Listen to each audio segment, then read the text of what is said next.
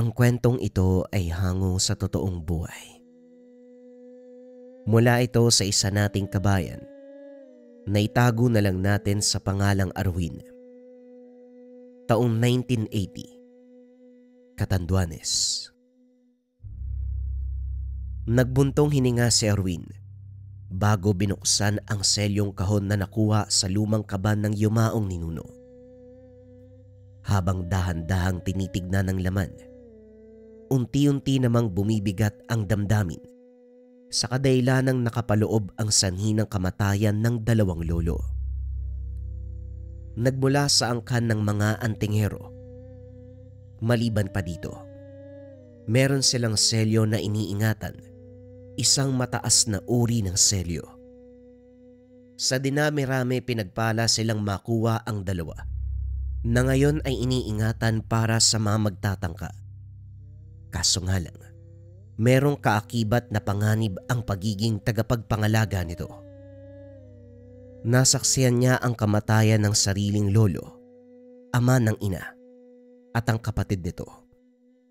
Umatake ang hindi maipaliwanag na nilalang na naging sanhi ng karumal-dumal na kamatayan. Bata pa lamang siya sa mga sandaling iyon. Tumatak sa kanya ang pangyayari na nag-udyok upang mapaglinang ang kakayahan para sa pagdating ng tamang panahon. Siya naman ang haharap sa selyo at sa mga nilalang na nagnanais dito. Higit pa sa lahat, ang malaman kung saan nagmula ang halimaw na pumaslang sa lolo at lola. Dinampot ni Arwin ang kapirasong pahina mula sa kahon. 2 selyo lamang ang makikita rito. Selyo ng proteksyon mula sa kalaban at selyong tumatawag sa lakas ng kalikasan, katulad ng kidlat, kulog, bagyo at iba pa. Maging ang pinakamabangis na nilalang na hindi nabubuhay sa kasalukuyang panahon. Wala nang ibang laman ng kahon kung hindi ito lang. Ibinalik na sa pagkakatago matapos marinig ang sigawan sa labas. Napailing nang makita ang pinsan at kapitbahay na nagsasakitan. Mano-manong suntukan. Nagkagulo na ang gamit sa bakuran. Duguan na rin ang mga ito. Sa sandaling nagsalita si Arwin, kagad naghiwalay at napayuko. Makailang ulit ko bang dapat sabihin sa inyo na wag sa pamamahay ko? Kung gusto nyo magpatayan, pwede namang wag dito, di ba? May ginagawa ako. Istorbo kayo. Alam ng mga ito ang kakayahan ni Arwin bilang antingero. Walang pinapatawad kahit kadugo pa. Basta nagkamali ay mapapatawan ng parusa. Mainitin kasi yung ulo ng isang to eh. May konti lang na sinabi nagagalit ka agad. Wika ng pinsang si Jacob. Etong pinsan mo Arwin ang hindi nakaintindi. Sabi kong huwag niya akong pakialaman pero ayaw makinig. Pagsasabong na nga lang pinagkakabalaan ko, pinapakialaman pa ako. Tugon ng kapitbahay na si Pakito. Kasi, napapaaway ka na sa pagsasabong na yan. Tignan mo yung mukha mo parang hindi ka na tao. Kung di basag ang ilong, yung mata mo para kang adik dahil sa black eye mo. Lagi ka nabubugbog. Ano bang pakialam mo, buhay ko to? Tama na! Ang tatanda nyo pero para kayong bata kung mag-away. O Jacob, wag mo nang pakialaman si Pakito. Buhay niya yan. Malaki na yan. Alam niya ang ginagawa niya. Sabi ko sa'yo ikaw kasi tong bida-bida. Akala mo kung sino para mangialam. Kahit hindi pang karaniwang tao ang nakakaaway niya, hayaan pa rin ba? Diretsyong napatingin si Arwin sa pinsan. Nakita niya kung paano ito sinita ni Pakito na para bang ayaw ipaalam. Hindi. Wala yun, Arwin. Ikaw talaga, Jacob, nangengalam ka sa buhay ko, nagsisinungaling pa. Paano hindi pangkaraniwang tao mga baliw na yun? Ordinaryong nagsasabong lang. Malakas nga lang ang kamao. Kahit may kutob na si Arwin, hindi na lang ito masyadong pinansin. Nag-uwian na ang dalawa. Siya naman ay nagpatuloy sa gawain. Binalikan ng kahong naglalaman ng selyo, pero sa puntong ito may ibang nahanap. Matapos ang pagbusisi sa kaban, meron pa palang isang kahon na naglalaman ng medalyong yari sa tanso. Hugis bilog na merong nakaukit na simbolo, isang uri ng gamit na narinig na mula pa sa mga ninuno, talisman ni Haring Solomon. Dahil sa kuryosidad, sinuring maigi, tinignan kung buhay pa. Uusal pa lang sana ng dasal nang biglang gumalaw, bumaliktad ang tangan. Inantay niya ang susunod na mangyayari. Nang wala na'y pinagpatuloy ang paglapat ng orasyon. Kaso nga lang hindi na tumalab. Sa halip ay naramdaman ang matinding enerhiya mula dito. Napadistansya si Arwin dahil kung hindi lalayo mapipinsala ang katawan. Saka lamang nilapitan ng humupa na ang enerhiya. Nagbuntong hininga, tinitigan ng gamit. Pagkatapos ay dali-daling tinago. Paglabas ng tahanan, hindi tinigilan ng makulit na pinsan. Pinsan, baka pwedeng ikaw yung kumausap kay Pakito. Hindi na maganda yung ginagawa niya. Mapapahamak siya lalo kung magpapatuloy sa pagsasabong. Nakita mo naman yung nangyari, di ba? Bugbog sarado yung katawan dahil sa pakikipag-away sa mga bandido. Si Pakito na mismo nagsabi na huwag siyang papakialaman. Hindi natin siya mapipilit kung ayaw niya. Hayaan mo, matututo din ang taong yon. Pero hindi pangkaraniwang tao ang bandidong yun. Nakita ko mismo na nagsasagawa siya ng kung ano eh. Iniihipan niya yung panabong na palaging nananalo. Tapos nakita akong isa sa kasama nila. Siguradong aswang yun eh. Ano, Insan? Wala ka pa rin bang gagawin para tulungan ng kaibigan natin? Hindi lang yun ah. Pinagbantaan na nga siya eh. Nilingon ni Arwin ang pinsang si Jacob. Seryosong seryoso ito sa mga sinasabi. Si Pakito sa kabilang banda hindi na lang kapitbahay, malapit na kaibigan ng pamilya. Kaso nga lang, may isang bagay na hindi gustong pakialaman ni Arwin. Ang pagkalulong nito sa sugal. Minsan na silang nag-away dahil dito. Ayaw nang maulit kung kaya't umiiwas. Pinapahirapan mo naman ako eh. Ano pa bang alam mo sa bandidong yon? Kung ganyan sila kasama kagaya ng sinabi mo, sana merong ginawa si Kapitan. Pero wala namang nababalita tungkol sa kanila. Wala din ako naririnig na alitan doon sa sabungan. Baka ikaw lang tong maraming sinasabi. Kilala mo rin si Pakito. Mainit ang ulo kapag talo kaya napapaway. Bahala ka nga sa buhay mo kung ayaw mong maniwala. Parang wala kang pakialam sa kaibigan natin magmula nung nag-away kayo ah. Basta ako gagawin ko ang lahat para hilahin palayo sa sabong si Pakito. Mamaya mapatay na lang yan eh. Huling wika ni Jacob. Nagmamadaling umalis sa lugar. Umiling na lamang si Arwin sabay buntong hininga. Kahit na ganun ang sinagot, may parte sa kanya na gustong alamin ang nagaganap. Lihim na sumuot sa gitna ng kumpulan. Gabi na pero marami pa ang tao sa sabungan. May natitirang laban pa. Tinignan ng bawat tao sa paligid. Hindi nagtagal napansin ang mabigat na presensya sa tapat kung saan makikita ang sinasabi ni Jacob. Kung titignan ang mga itsura nito, mahalin tulad sa presong bagong laya. Maraming tattoo sa katawan. Malaki ang butas sa tenga. Maangas ang datingan. Lalo na sa pagsasalita na animoy naghahanap ng away. Sa kabila ng ingay sa paligid ay nangingibabaw ang boses ng mga ito. Pinagmasdang mabuti ang galaw ng grupo. Sa bawat pagsalang ng panabong merong ginagawang orasyon. Para kay Arwin, ang manok na panabong ay hindi ordinaryo. Binasag niya ang pananggalang ng mga ito sa pamamagitan ng pagbabato ng tigalpo. Sa mga unang minuto ng salpukan, lumamang ang kanilang manok. Pero habang tumatagal, unti-unting natatalo ang kanilang alaga hanggang sa umandusay matapos tamaan ng tari sa leeg. Nagulat ang mga kalalakian, hindi makapaniwala sa takbo ng kaganapan. Kaagad namang nilapatan ni Arwin ang sarili ng sabulag. Nagsimula ng mag-obserba ang grupo sa lugar. Nang walang makita ay dali-dali silang umalis. Tahimik itong sinundan at pinakinggan ang usapan. Lintik na yan. Paano nangyari yun? Wala namang antingero sa lugar. Wala namang marunong kumontra. Dante, pwede ba mamaya ka na magsalita? Nag-iingal yung kasama natin oh. Unahin natin yung kalagayan nito. Iniisip ko lang kung paano nangyari yun. Ano? Basta na lang na kontra yung orasyon. Imposible. Sigurado ako isa sa mga tao doon sa sabungan may mataas na kaalaman. Hoy, nakikinig ka ba sa akin? Bahala ka sa buhay mo. Mamamatay yung kasama natin, dumadaldal ka pa dyan. Wika ng isang lalaki. Abala sa pagpigil sa pagdurugo ng sugatang kasama.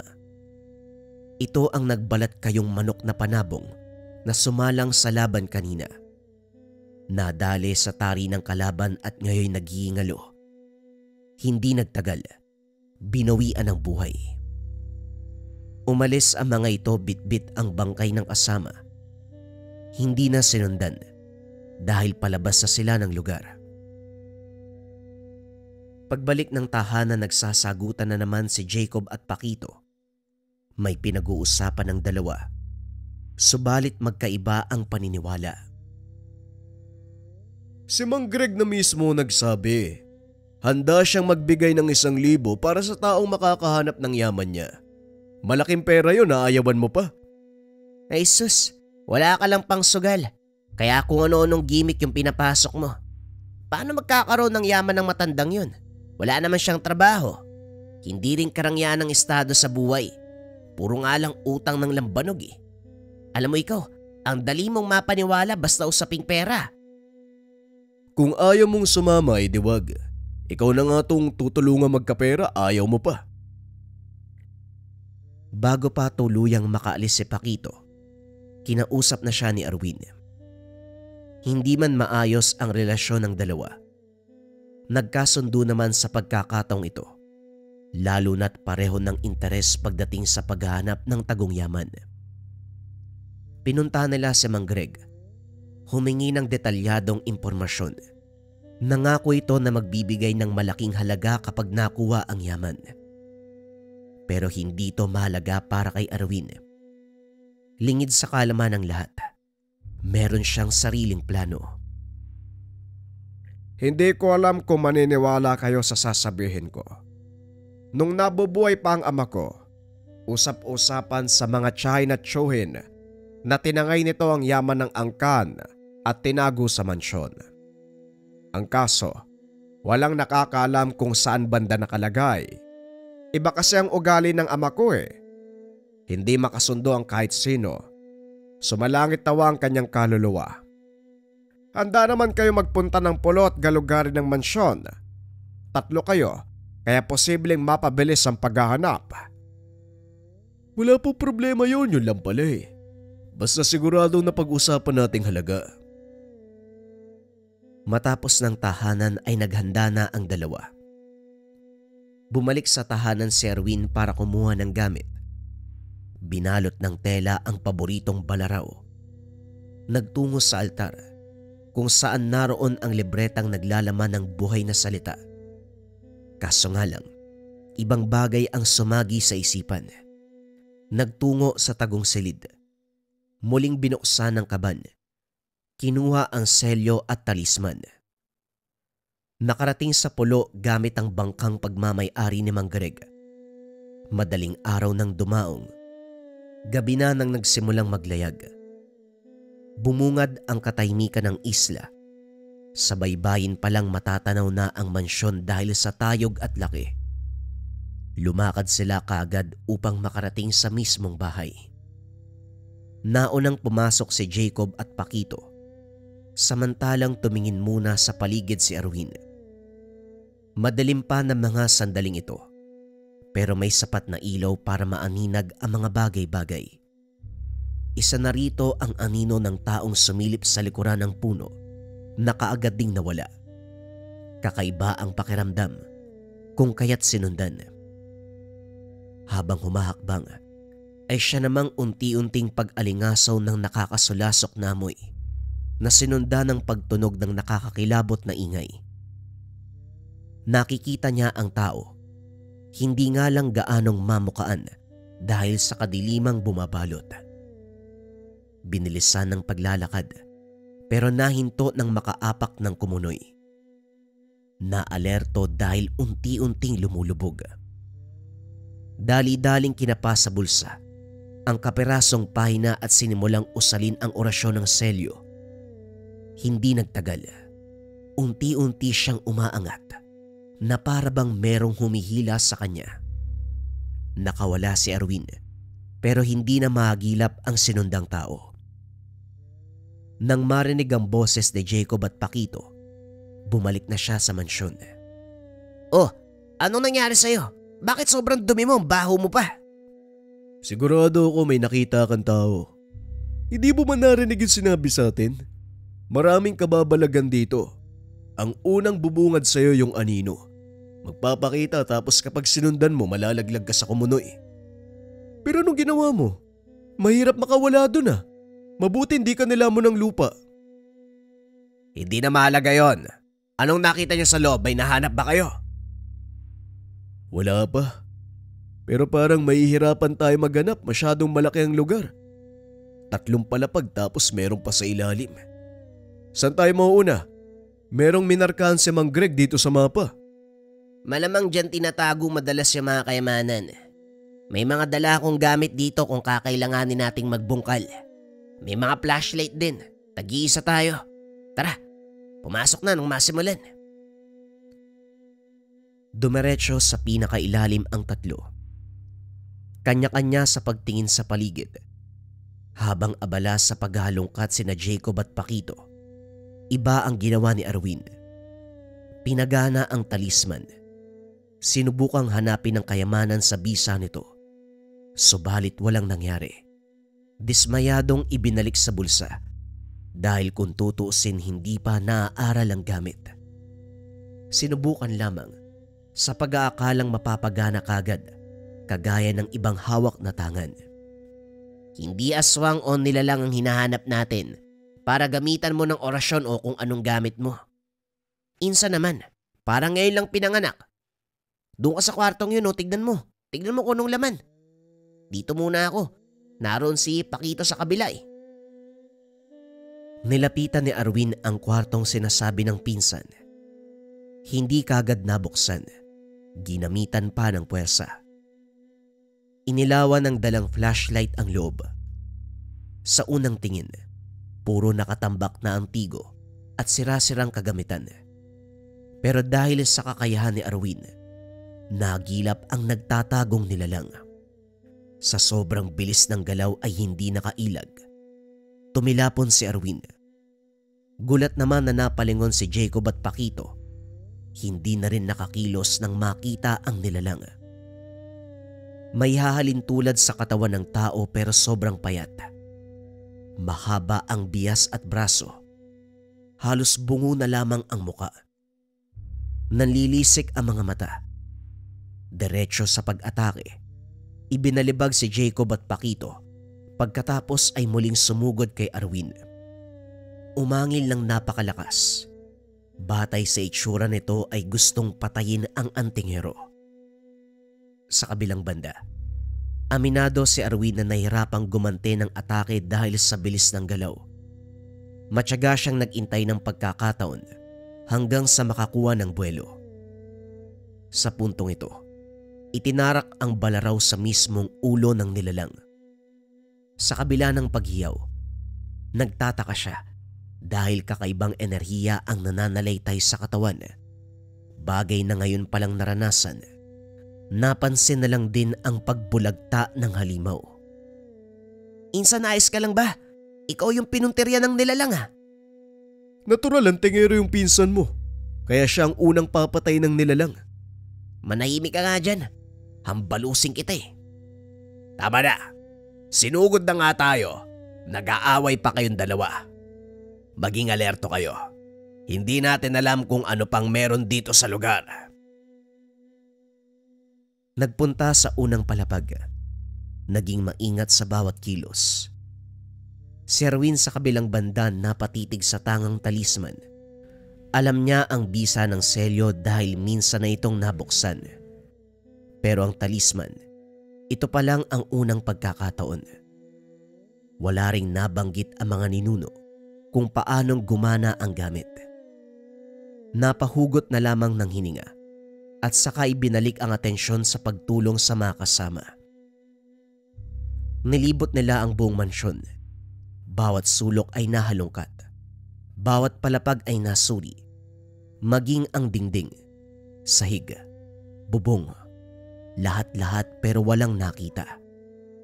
Hindi kaya niloloko tayo ni Mang Greg? Wala namang kayamanan dito eh. Purong pulit na damit lang yung meron. Eto na nga ba yung sinasabi ko eh. Ikaw kasi ang bilis mong maniwala. Makarinig lang ng pera, susunggab na kaagad. Kita mo na ni Sente mo wala yung matandang yun eh. Nadamay tuloy kami ni Pinsan. Teka, bakit ako lang yung sinisisi mo? Si Arwin na nagsabi, patusin natin yung alok ni Mang Greg. Kausapin mo nga din yung pinsan mo, parang may ibang mundo eh. Napatingin ang dalawa kay Arwin. Pumwesto sa dulo sabay usal ng dasal. Lumipas ang ilang sandali. Naglabasan mula sa kung saan ang mga bangkay. Nanuot ang matinding amoy. Lahat ng ito ay pumunta sa palapag na kanilang kinalalagyan. Insan, binuhay mo yung mga yan. Baliw ka ba? Ang dami nila. Lalong pinagtibay ni Arwin ang depensa. Kanina pa napapansin ang presensya ng mga ito. Nang lumakas ay kagad nagsagawa ng orasyon.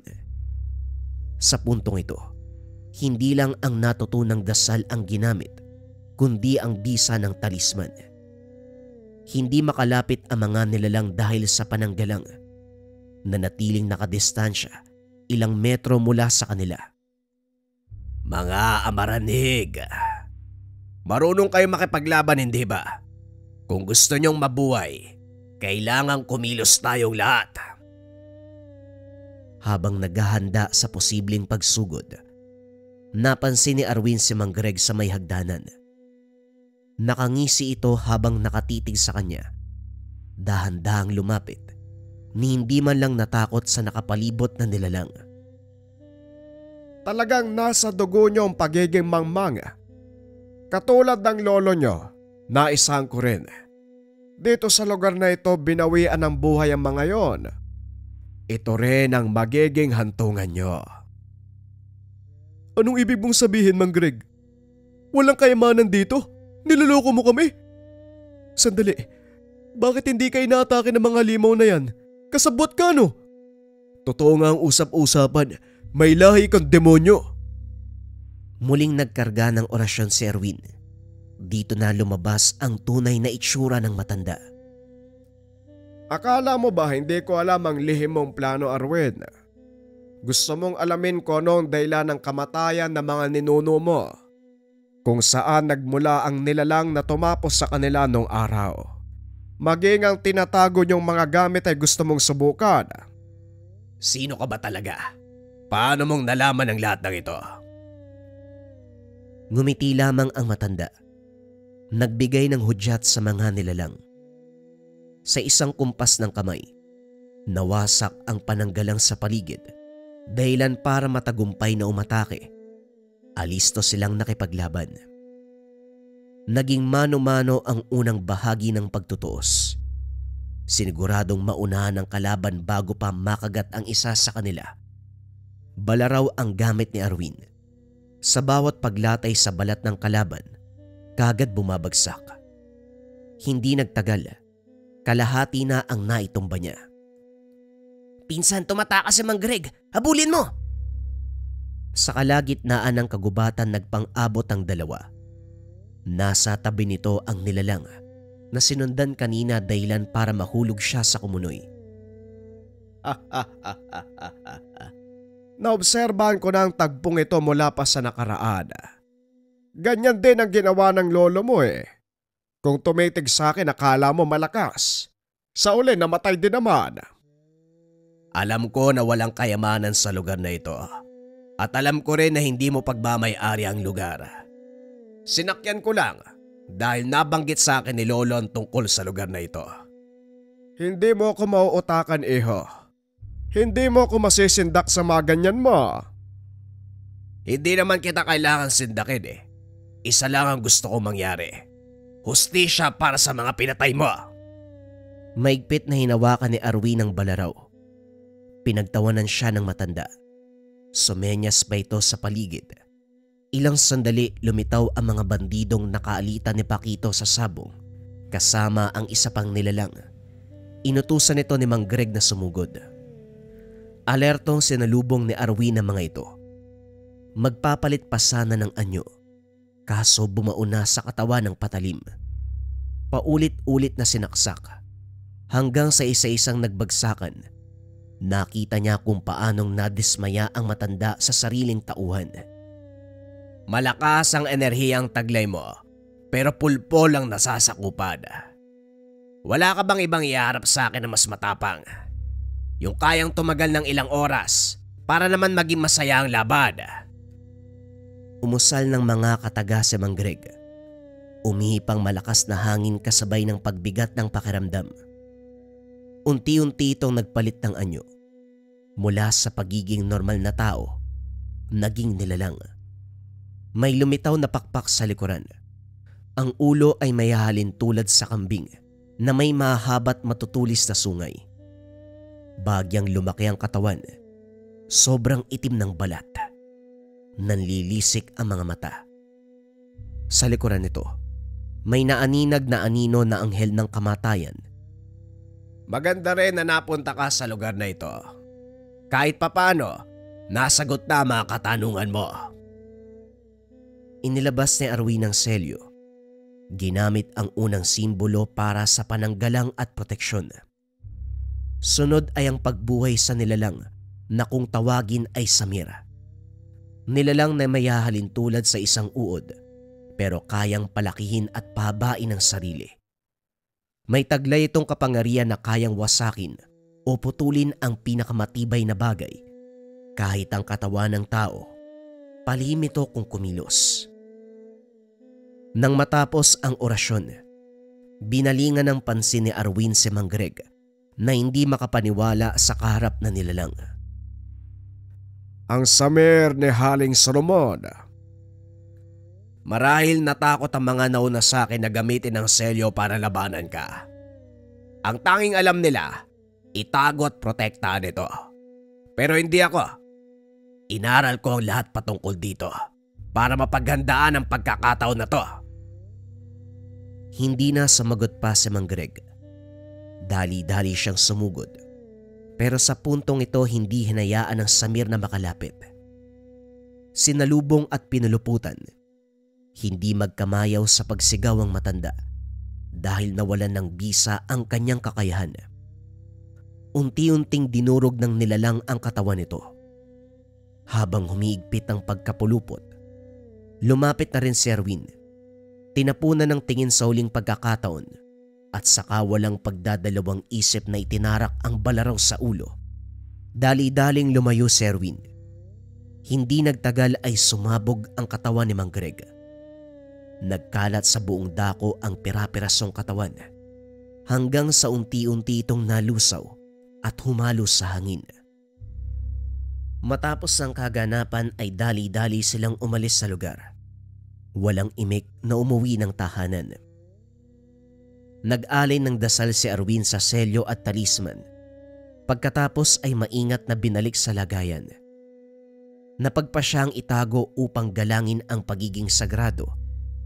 Ito na rin ang huling pagkakataon na ginamit ang selyo at talisman dahil sa pagdaan ng panahon. Wala nang nagtangka na makuha pa ang gamit. Bagong kwento pa rin ang susunod mga kabayan. Ito ay tungkol sa singsing ni Haring Solomon. Simulan na ang storya. Ang kwentong ito ay hango sa totoong buhay. Mula ito sa isa nating kabayan na itago na lang natin sa pangalang Jaime. Taong 1970. Sibugay. Kanina pa pinaparinggan ng manginginom si Jaime. Kasalukuyang nagpapalipas ng oras sa tubaan, pero sinusundan pa rin ng mga taong may inggit. Hindi may pagkakaila ang kakayahan, kahit iilan pa lamang ang nakakakilala. Tanyag ang pangalan bilang anak ng sanggano. Nakuha ito mula sa ama na palaging nasasangkot sa away noong araw. Hindi naman siya sumasali sa gulo, pero minsan ang napapaaway dahil sa mga taong bigla na lang naghahamon. Napapalaban, lalo na kung nasasagad ang pasensya. Jaime, nasa dugo nyo talaga ang pagiging sanggano. Nasa kulungan pa ang tatay mo pero ito ka. Sumusunod sa yapak niya. Balita ko napaaway ka kagabi. May pasa ka pa sa muka. Wika ni Mang Romeo. Anak ng siyempre, magmamana talaga yan sa ama niya. Pero mas masahaw lang isang to, may sa demonyo. Ilang ulit nang nasangkot, sinaksak, binaril. Pero tignan mo buhay na buhay. Ay may umaming ka nga, pero ka bang anting-anting? Wika ni Mang Porencio. Nagbuntong hininga si Jaime. Hindi binalingan ng pansin ang mga ito. Nakatutok lamang sa tinutunggang lambanog. Kaso nga lang hindi tumigil ang manginginom. Lumapit at saka walang pasabing sapilitang pinatayo si Jaime upang hamunin ng suntukan. Nung una ay pinagpasensyahan dahil nakainom na ang mga ito. Pero habang tumatagal hindi nakapagpigil, lalo na nang maunang sumuntok si Mang Porencio. Gumante si Jaime, siniguradong mapupuruhan. Nang makisali si Mang Romeo, pareho niyang ginawaran ng matinding pinsala, hindi lang sa muka kung hindi sa binti. Kung hindi pumagitna ang tendero ng tubaan, magpapatuloy ang kaguluhan. Anak ng, kayo naman Romeo at Porencio, kung wala kayo magawa sa buhay, huwag niyong idamay si Jaime. Tahimik na nga lang umiinom sa gilid pero sinasagad niyo ang pasensya. Kayo mga tambay, ilayo niyo nga yung mga gurang na to. Matatanda na pero perwisyo. Ayos ka lang ba Jaime, iyo? Kuha ko lang naman din na magpapasya. Pupuruan ko talaga ang mga yan eh. Wika ni Mang Luciano, tendero at may-ari ng tubaan. Ayos lang naman po ako. Tinamaan ng bote pero hindi nasugatan. Mas matigas pa kasi tong ulo ko kaysa sa bote. Tugon ni Jaime. Nais palitan ng matinding tensyon sa pagitan. Naiintindihan kita. Pasensyoso kang tao pero sinasagad lang talaga nila. Tama lang yun. Matuto kang lumaban lalo na kapag inaapi. Hindi ko rin maunawaan ang dalawang gurang na yun eh. Ang tatanda na, gumagamit na nga ng tungkod minsan pero parang bata ko maghanap ng away. Hindi ba nakakaya kahit maraming tao nag-aamok? Nasanay na po ako sa ganito. Magmula ng bata ako, ganito naman ang nangyayari. Nasaksiyan ko ang lahat ng engkwentro ni tatay. Matalik kaming magkaibigan ng tatay Rolly mo. Pero hindi ko maiwasang isisi sa kanya ang nangyayari sa'yo. Binansagan kang anak ng sanggano dahil sa ginagawa niya. Tapos ikaw tong apektado, ngayong nakulong na siya. Pero kahit ganun po yung ugali ni tatay, lapitin ng gulo, naniniwala ako may dahilan ng lahat ng yun. Sige po, tutuloy na ako. Malapit na maggabi oh. Hindi pa man nakakarating sa mismong tahanan, natigilan kagad si Jaime. Bukas ang ilaw sa loob, bagay na hindi niya gawain. Nakasiwang ang bintana malapit sa kusina. May naaninag na tao sa loob. Kagad hinugot ang balisong. Dahan-dahang lumapit. Ibinaba din ng patalim ng makilala kung sino ito. Pang-ilang takas mo na yan, tay? Bakit ba hindi mo nalang antayin yung araw ng paglaya mo? Bungad ni Jaime. Matapos makapasok, gulat na napalingon ng ama. Pwede ka namang magsalita bago ka lumapit. Nakakagulat ka naman, akala ko. Akala nyo ano? Hinahabol kayo ng pulis. Sa ginagawa nyong yan, tay, mas lalo kayong mapapahamak. Madadagdagan pa yung taon nyo sa kulungan eh. Sa puntong ito hindi na. Makakalimutan ng mga pulis na isa akong bilanggo. Paano mangyayari yun? Dito sa lugar natin, kilala kang sanggano. Marami na kayong kasalanan. Idagdag mo pa yung mga pinatay mong tao. Jaime, wala akong pinatay na tao. Demonyo sila, mga kampo ng kadiliman. Hindi bagay na matawag na tao dahil halangang kaluluwa ng mga yon. Oo na, sige na tay, pero ano yung sinasabi nyo? Hindi kayo makikilala ng mga pulis. Ano po ba yung ginawa nyo? Nagbanta ba kayo? Dali-daling sinara ng ama ang bintana. Pagkatapos ay dinala siya sa kwarto. Inilabas ang isang singsing na yari sa ginto. Yung kakosa ko matanda, nag-iingalo siya nung nakaraang araw. Bago mamatay binigay sa akin tong singsing eh. Ang sabi niya singsing ni Haring Solomon. Dagdag pa niya, may taglay itong kapangyarihan at totoo nga. Sinuot ko eh. Kalmadong lumabas sa pita nung may pagkakataon. Dinaanan ko mismo yung mga pulis pero hindi nila ako nakilala. Jaime, may kapangyarihan ang singsing na ito. Subukan mo. Si tatay naman baka sumingot ka ng pinagbabawal na gamot dun ha. Kaya ka nakakaisip ng kwento tungkol sa singsing na yan. Hoy, wag kang ganyan. Totoo nga hindi ordinaryong tao si Mang Diego. May nararamdaman akong kakaiba sa kanya. Parang may likas siyang kapangyarihan dahil sa iksi ng pagsasama namin sa kulungan. May napapansin ako eh.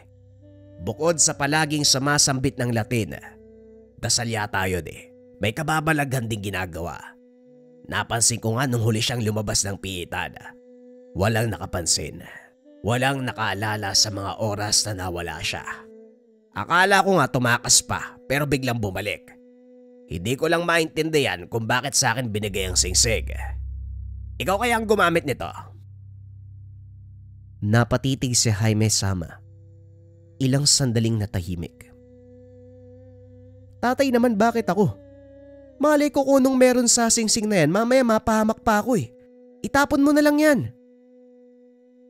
Hindi pa nga natin napapakinabangan, itatapon na, sayang naman. Malay mo, merong kakayahan na makatulong sa iba. Umiling si Jaime. Ilang sandali ay nagtungo sa bakuran para magpahangin. Makalipas ang ilang sandali, naaninag ang mga kalalakihang may dalang sulo. Sa lakas ng boses, nakilala ang mga ito. Anak ni Mang Romeo at Mang Porencio. Naalerto si Jaime dahil bukod sa sulo, merong dalang itak. Jaime, mabuti naman at nagpang-abot tayo. Gusto lang naming maningil, hayop ka. Hindi mo na kinaawaan si Tatay Romeo, pati si Tio Porencio. Anong problema mo?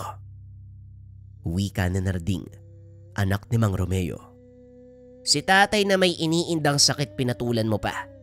Hindi lang basta pagpatol kasi pinuruan mo talaga. Walang yaka, Jaime. Wika ni Juan, anak ni Mang Porencio. Pumalibot ang mga ito sabay tutok ng patalim sa kanya. Hindi nagtagal isa-isang sumugod. Mabuti na lamang marunong bumuelo kung kaya't kahit papano nakaiwas sa mga atake. Subalit habang tumatagal, humantong din sa puntong tinamaan, napuruhan sa kaliwang balikat. Siguradong patay ka ngayon. Ikaw lang mag-isa tapos marami kami. Siguradong may makakatay na tao ngayon. Anak ka ng sanggano, di ba? Ipakita mo sa amin yung malupit mong galawan. Mga hunghang, gusto nyo ng totoong laban. Ako ang hamunin nyo nang maramdaman ng bawat isa sa inyo kung gaano kalakas ang kamao ko. Jaime, saluhin mo to! Wika ni Tatay Rolly na umagaw ng eksena. Inihagis sa anak ang singsing. Pagkatapos ay siya ring humarap sa mga kalalakian. Sa kabilang banda, hindi malaman kung ano ang gagawin sa Singsing. Palipat-lipat ang tingin sa ama na nakikipaglaban, pati na rin sa Singsing. Sanay sa pisikalan si Tatay Rolly, pero may pagkakataong natatamaan din ng atake. Nang maipit sa sitwasyon ng ama, wala sa sariling isinuot ang Singsing. Kagad naramdaman ang bisang taglay na nalaytay sa buong katawan ang kakaibang lakas. Ang paningin naman, walang ibang makita kung hindi ama kalaban. Maging ang isipan, wala ring ibang sinabi kung hindi puksain ang mga ito. Nagmarcha palapit kay Juan, sinakal at pagkatapos walang kahirap-hirap na binalibag. Isinunod si Narding, ginawaran ng malakas sa suntok, hinawakan sa ulo sabay hagis. Hinarap na rin ang iba pang kasama, ang iba ay nag-unhan sa pagtakbo, samantalang nagmamakaawa naman ang naiwan. Sinakal ito, tinangka na sanang tagain ng pumigil si Tatay Rolly. Dito napukaw ang atensyon ni Jaime. Sinasabi ko na nga ba, may nakatagong kapangyarihan ng Singsing na yan. Ano, lalaban pa ba kayo? Tanong ni Tatay Rolly sa grupo. Natatarantang umiling, nagmamadali na ring umalis. Kagad hinubad ni Jaime ang Singsing. Hindi makapaniwala sa nangyari. Pawisan siyang naupo sa sulok. Naglalaro ang katanungan sa isipan. Dumagdag pa ang biglaang paghilom ng sugat. Nakita mo na anak, maaaring basagolero ko. Pero kailanman hindi ako nagkamali sa pagkilatis ng tao. Si Manong Diego, tunay siyang kakaiba. Walang ordinaryong tao magtatanga ng ganito. Jaime, gamitin mo para malaman natin kung anong iba pang kakayahan na nakatago sa Singsing na ito. Hindi nakasagot si Jaime. Naguguluhan pa sa iwaga ng Singsing. Kinabukasan mas lalong nagtaka dahil walang maalala ang grupo ni Narding at Juan. Maraming pasa ang mga ito pero hindi matandaan kung sino ang may gawa. Maging sina Mang Romeo at Mang Porencio na dati nang nakaalitan, naglaho bigla nang maalala ang tungkol dito. Walang ibang maisip si Jaime kung hindi ang epekto ng Singsing. Hinanap niya ito sa pinagtataguan ng ama. Tinitigan sa loob ng ilang sandali. Singsing ni Haring Solomon. Paano umabot sa panahon ngayon ng ganitong bagay? Sino nga ba yung matandang nakilala ni tatay sa loob ng piitan? Sinabi ko na nga ba pagkakainteresan mo yan anak eh. Pangatawanan mo ang paggamit niyan. Nasaksihan na natin ang epekto nito. Posibleng may kaya pa itong gawin maliban doon. Malay mo, maging susi ang Singsing na yan para mapuksa ang bumabalot na kasamaan sa mundo. Napabuntong hininga si Jaime sa sinabi ng ama. Sa puntong ito, aminado siyang nagka-interes na rin. Sino po ba talaga nagbigay niyan, tay? Bakit ikaw pa yung binigyan?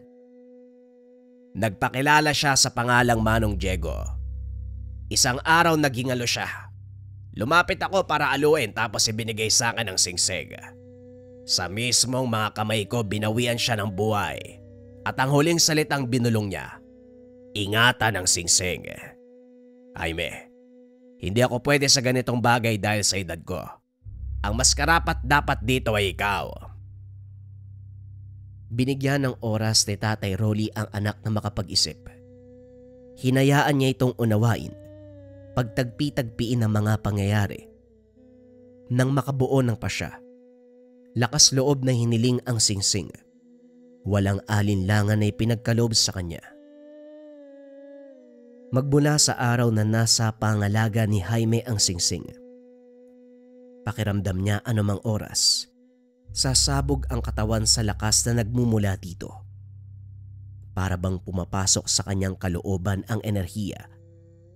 May nagagawa na rin siya na hindi halos mapaniwalaan, katulad na lamang ng pagtalas ng pangdama, paningin at pagbasa ng kilos ng kalaban. Isa rin sa epekto nito ang tuluyang pagkalimot ng mga tao at pulisya sa ginawa ng ama. Kaso nga lang, ang mga nakalaban nitong may lahi ng kaliwa, hindi kailanman nakakalimot. Isang araw dumating si Mang Luciano, aligaga at hindi mapakali. Aniya may taong dumating sa tubaan, hinahanap si Tatay Rolly. Nasaan ang tatay mo? Kailangan niyang umalis ngayon din dahil may naghahanap sa kanya. Ewan ko lang din kay Rolly. Sino kaya ang binangga niyan? Pakiramdam ko hindi pangkaraniwang tao yun. Wala po si tatay dito, kakaalis lang patungo sa bayan. Sino po ba naghahanap sa kanya? Nasaan? Ako po ang haharap. Hindi pwede. Kakasabi ko lang na hindi pangkaraniwan. Paano kung may lahing demonyo? Anong laban mo, ha?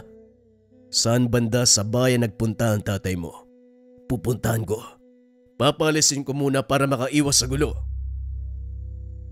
Naiintindihan ni Jaime ang pag-aalala ni Mang Luciano. Sinabi nito ang kinaroroonan ng ama.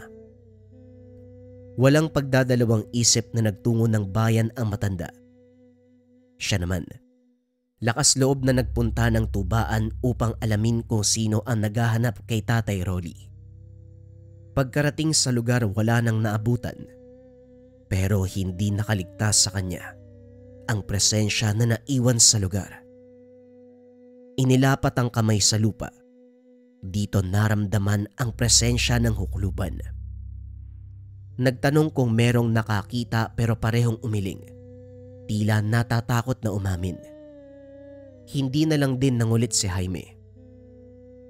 Pagsapit ng hapon dumating si Tatay Rolly.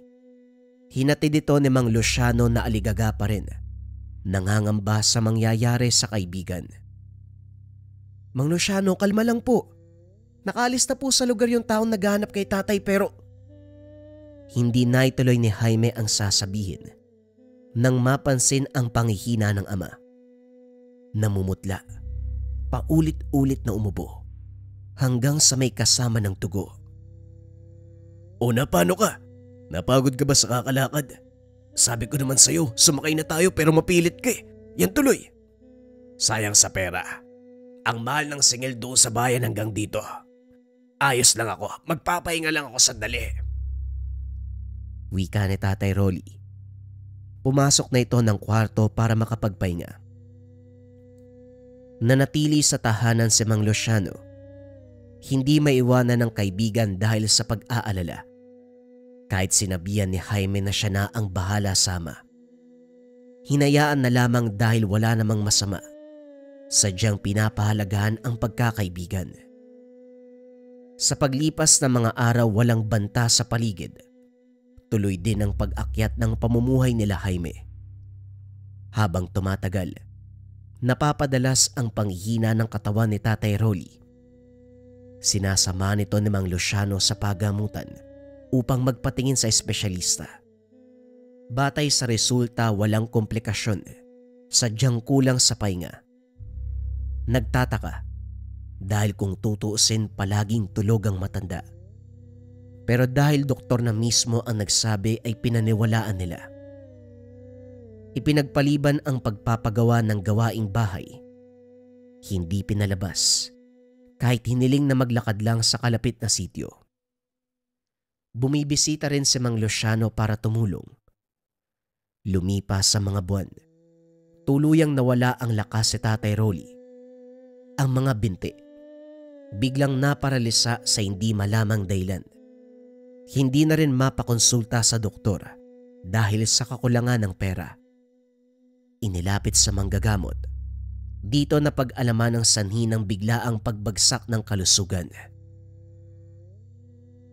Ang kilalang sanggano noon, ngayon binubuhat na lamang kasi hindi na makalakad.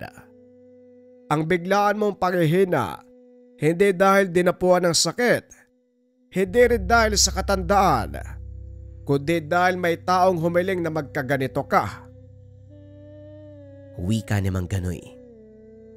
At sino naman ang gagawa nun? Maaaring basagolero si Rolly, pero hindi tama ang nangyayari sa kanya. Kahit papano may kabutihan pa rin sa puso ng kaibigan ko. Paring Ganoy, sabihin mo sa akin kung sino may pakana. Puputulan ko talaga ng dila. Kung may puputol man ng dila sa taong yon, hindi ikaw kung hindi ang batang ito. Nakikita at nararamdaman ko mula sa iyo ang kakaibang lakas na hindi nagmula sa anumang mutya o medalyon. Hindi ko na itatanong kung anong uri. Para sa akin lang, ikaw ang dapat na humarap sa hukluban na bumiktima sa tatay mo. Bibigyan kita ng ilang deskripsyon para madali mong matunton. Pero bago yon, dapat mo munang alisin ang sumpa sa iyong ama dahil habang tumatakbo ang oras, lumalala ang kalagayan niya. Pwedeng ikamatay. Sinimula ng panggagamot. Binigyan ng paunang lunas. Pinabaunan din ang mga gagawin sa tahanan. Sa bahay pinagpatuloy ang gamutan. Nanatili si Jaime sa tabi ng ama. Dahil na rin sa payo ni Mang Ganoy, delikadong maiwan mag-isa sa posibilidad na aatake ang kalaban. Hindi na rin nakapag-antay na matapos ang proseso ng panggagamot. Para ang hukluban naman ang harapin. Dumaan pa ang ilang linggo bago magkaroon ng pagkakataon. Umamin ka nga sa akin, Rolly. Tapatin mo kami ni Jaime. Sino ba tong hukluban na nakalaban mo? Paniguradong malaki ang kasalanan mo para gantian ka ng ganitong pamamaraan. Sa dami ng nakabangga ko, hindi ko matandaan eh. Pero isa lang naman ang nakaaway ko ng gusto. Nakalitan sa mahabang panahon. Si Lito. Hinanap ni Jaime ang nagngangalang Lito. Pinuntahan ng tahanan, subalit matagal na palang sa makabilang buhay. Ang naabutan sa bahay ang asawa at ang anak na naiwan. Sa paintulot nito, nag-usisa tungkol sa nakagawian noong nabubuhay pa. Ang sabi ng babae, sanggano din ang ugali. Palaging napapaaway at ang kinamatay pa dahil sa pagtamo ng maraming saksak sa huling kinasangkotang gulo. Tinignan ni Jaime ang kalagayan sa buhay. Imposibleng may bahid ng kaliwa ang yumao. Nagkamali ka ng pinuntahan, bata. Tama, ang hukluban at si Lito hindi malalayo sa binigay kong deskripsyon. Parehong mahilig manakit ng kapwa, pero hindi si Lito. Lawakan mo ang iyong pag-unawa sa mga bagay-bagay. Gamitin ang bisa ng suot mong singsing. Sa pamamagitan nito, matutuntun mo ang salarin. Huwag ka ring lumayo dahil nasa paligid lang ito. Pasensya na, hindi ako pwedeng lubusang manghimasok sa laban mo. May alam po ba kayo tungkol sa singsing? Alagad ako ng kanan. Marami ng alam na aral. Hindi lang mula sa isang libro. Kung tawagin niya ay singsing ng makapangyarihang hari. Isa sa pinakamalakas na gamit. Gamitin mong mabuti sa maayos sa pamamaraan. Sige na, lumakad ka na. May huhulihin ka pang kampo ng kadiliman. Sa pagbaybay ng daan pauwi, nakasalubong ni Jaime si Narding at Juan. Bumati pa ang mga ito sa kanya na para bang walang naganap na sagupaan noong araw. Nag-uusap ang mga ito. May narinig siyang pangalan pero hindi pinansin dahil wala sa isip na mangialam. Dumiretso sa tahanan at doon nag-isip kung sino nga ba ang hukluban. Binalikan ang sinabi ni Mang Ganoy, yung parteng wag lumayo dahil nasa paligid lamang ang posibleng hinahanap. Inisa-isa ang mga kapitbahay. Sinimulan sa pinakamalapit, si Mang Luciano. Kaso nga lang hindi maisip na ito ang trumaydor. Malayong traidore ng ama. Umusad sa ibang kakilala at kapitbahay hanggang sa umabot kay Mang Romeo at Mang Porencio. Dito natagalan. Inisa-isa ang alitan sa pagitan ng mga ito at ng ama. Mula pa noon na hindi na magkasundo. May mga pagkakataon pa, Sila ang sumugod sa tahanan para maghamon ng away. Tinignan niya ang pinagmulan ng angkan ng mga ito. Masyadong malinis. Hindi may dadawit ang pangalan sa anumang kasamaan o pag-aaral ng kaliwa. Kilala ang mga ito bilang basagulero. Habang nag-iisip, muling namataan si Narding at Juan. Galing sa mangga ng mga ito. At batay sa prutas sa dala. Naalala ang pinag-uusapan. Kagad niyang tinawag upang lumapit ang mga ito. May tatanong sana ako. May narinig akong pangalan sa inyo eh. Sino nga ba yun? Si Aling Nonita. Kapatid ni Tatay Romeo. Sino yun? Anong ginagawa niya sa buhay? May alam ba kayo? Hindi kami masyadong nakikipag-usap sa matandang yun. Parang baliw eh.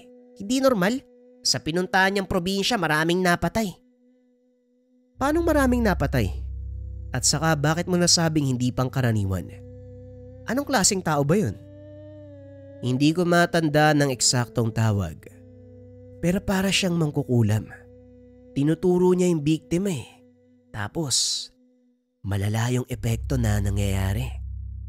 Walang nakakaligtas. Lumayo nga kami kapag bibisita yun eh. Nakakatakot.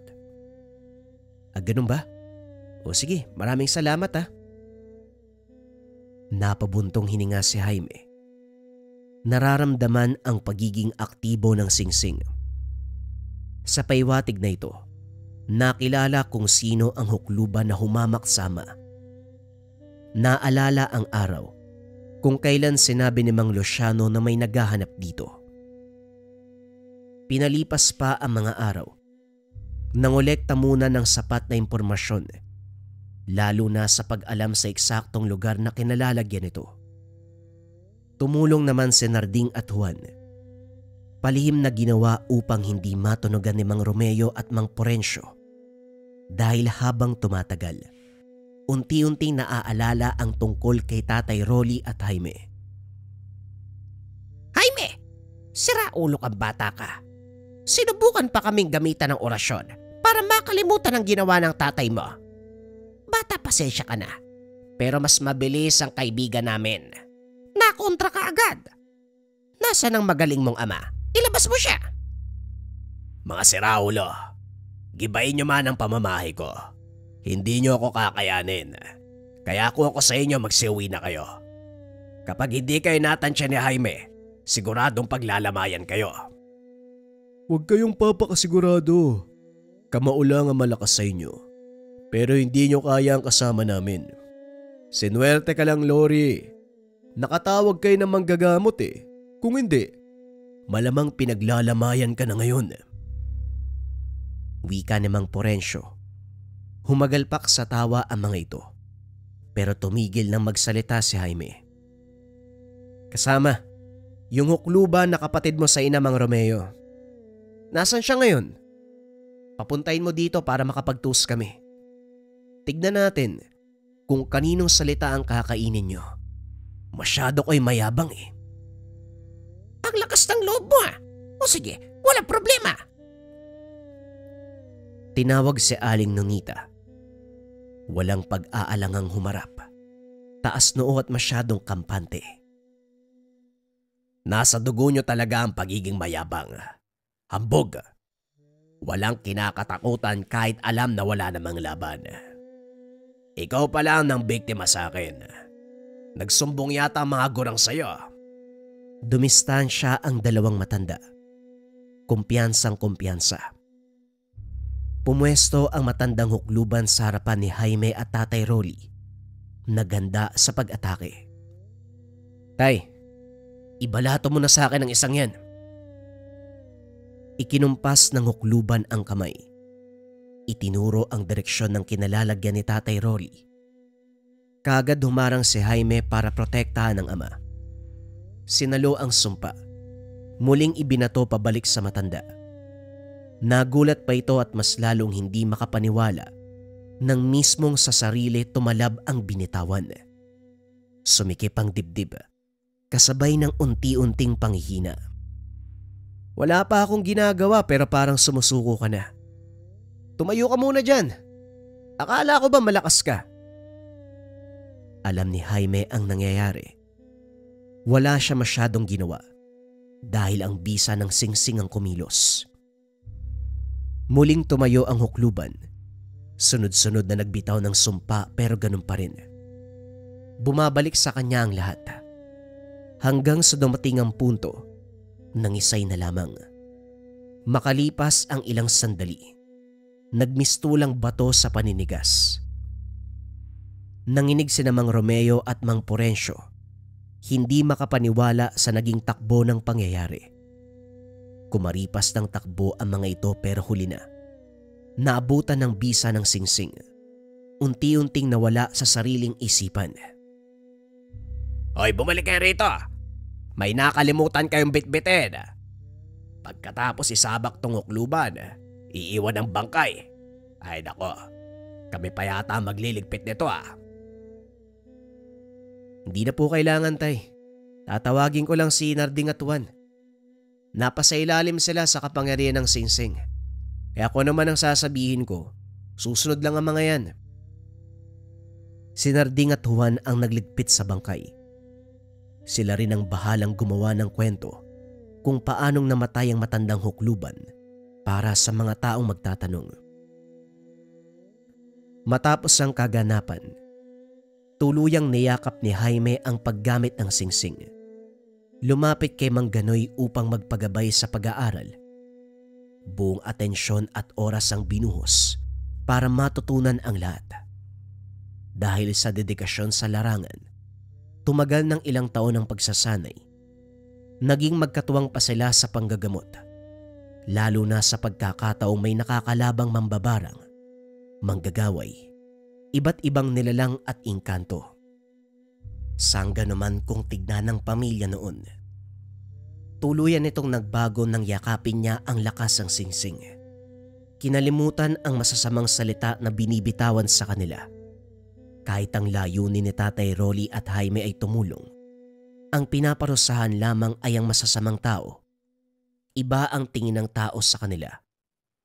Kapag dahas ang nakita, negatibo kaagad ang pumapasok sa isipan.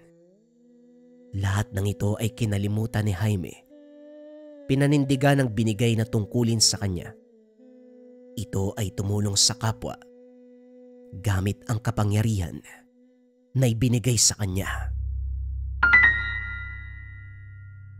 Nangangailangan ka ba ng pampaswerte at gabay sa career, health, love life, and finance? Narito ang Gabay Medalyon, Gabay Pangkalahatan. Kung papansin nyo mga kabayan, ang simbolismo na nasa loob ng Gabay Medalyon ay mula sa old alphabet ng mga Pilipino na kung tawagin ay baybayin. Ang ibig sabihin yan ay kalasag, kalakasan, kayamanan, at katalinuhan. Yung nasa gitna naman mga kabayan ay inspired sa buskalan tattoo na ang ibig sabihin ay travelers and compass. Pampaswerte at gabay sa career, health, love life, and finance. Meron tong 6 na sangkap sa loob. Gawa to ng 6 na antingero mula sa Negros. Sila'y nagkonsagra, sila'y nagbasbas. Kaya kung nangangailangan ka ng swerte at gabay sa 4 na aspeto ng buhay, pwede mong subukan ng Gabay Medalyon. Kung interesado ka, isearch lang ang shop ng Lika Merchandise or pindutin yung yellow basket na nasa baba.